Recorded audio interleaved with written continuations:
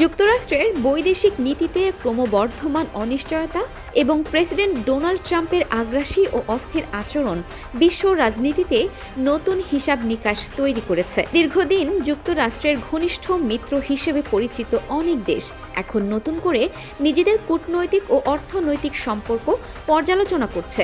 এই পরিস্থিতিতে মিত্র দেশগুলো স্থিতিশীলতা ও বিকল্প অংশীদার খুঁজতে ক্রমেই চীনের সঙ্গে সম্পর্ক জোরদারের দিকে ঝুঁকছে। বিশ্লেষকদের মতে ট্রাম্পের শুল্ক নীতি, আগ্রাসী বক্তব্য, ভূখণ্ড ও নিরাপত্তা বিষয়ক বিতর্কিত মন্তব্য এবং আন্তর্জাতিক চুক্তি নিয়ে অনিশ্চয়তা যুক্তরাষ্ট্রের ওপর মিত্রদের আস্থা নড়বড়ে করে দিয়েছে। গ্রিনল্যান্ড ও আর্কটিক অঞ্চল নিয়ে ট্রাম্পের বক্তব্য এবং শুল্ক হুমকি সে অনিশ্চয়তাকে আরও বাড়িয়েছে।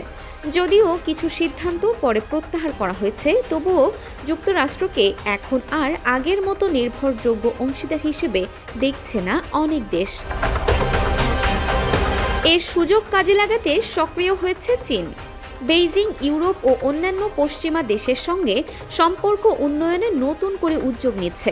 যদিও এসব দেশ দীর্ঘদিন চীনকে কৌশলগত প্রতিদ্বন্দ্বী হিসেবে দেখে এসেছে, বর্তমান বাস্তবতায় তারা চীনের সঙ্গে যোগাযোগের দরজা পুরোপুরি বন্ধ করতে চাইছে না। এর একটি উদাহরণ আয়ারল্যান্ডের প্রধানমন্ত্রী মিশেল মার্টিনের সাম্প্রতিক চীন সফর। বেইজিংয়ে চীনের প্রেসিডেন্ট শি জিনপিংয়ের সঙ্গে তার বৈঠক ছিল সৌহার্দ্যপূর্ণ। পর্যবেক্ষকদের মতে এটি কেবল কূটনৈতিক সৌজন্য নয়, বরং পশ্চিমা দেশগুলোর সঙ্গে সম্পর্ক উষ্ণ করার চীনের বৃহত্তর কৌশল, যাকে অনেকেই চার্ম অফেন্সিভ হিসেবে দেখছেন।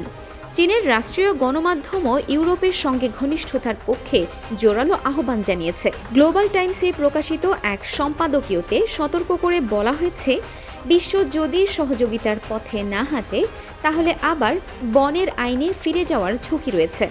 এমন পরিস্থিতিতে চীন ও ইউরোপীয় ইউনিয়নের উচিত একটি সম্মিলিত ভবিষ্যৎ গড়ে তোলা। এই পরিবর্তিত বাস্তবতায় কানাডার অবস্থান বিশেষভাবে চোখে পড়ছে। দেশটির প্রধানমন্ত্রী মার্ক কার্নি সম্প্রতি বেইজিং সফর করে চীনের সঙ্গে নতুন কৌশলগত অংশীদারত্বের ঘোষণা দেন। তিনি চীনা বৈদ্যুতিক গাড়ি ইভির উপর আরোপিত উচ্চ শুল্ক বড় মাত্রায় কমানোর সিদ্ধান্ত নেন, যা যুক্তরাষ্ট্রের কঠোর নীতির সঙ্গে স্পষ্টভাবে ভিন্ন। ফলে কানাডার বাজারে চীনা ইভির উপস্থিতি বাড়বে বলে ধারণা করা হচ্ছে। ইউরোপের দেশগুলো সতর্কতার সঙ্গে একই পথে এগোচ্ছে। যুক্তরাজ্যের প্রধানমন্ত্রী কিয়ার স্টারমার শিগগিরই চীন সফরে যেতে পারেন। অর্থনীতি চাঙ্গা করতে বাণিজ্য ও বিনিয়োগ বাড়ানো তার সফরের অন্যতম লক্ষ্য হতে পারে। তবে নিরাপত্তা ও মানবাধিকার ইস্যুতে উদ্বেগ থাকায় লন্ডন এখনও চীনের সঙ্গে সম্পর্কের ক্ষেত্রে সতর্ক অবস্থান বজায় রেখেছে। রাজনীতিতে যখন অস্থিরতা বাড়ছে, তখন অনেক মধ্যম শক্তির দেশ যুক্তরাষ্ট্রের ওপর নির্ভরতা কমিয়ে বহুমুখী কূটনীতির পথে হাঁটছে। এই প্রেক্ষাপটে চীন ক্রমেই একটি গুরুত্বপূর্ণ বিকল্প অংশীদার হিসেবে আবির্ভূত হচ্ছে।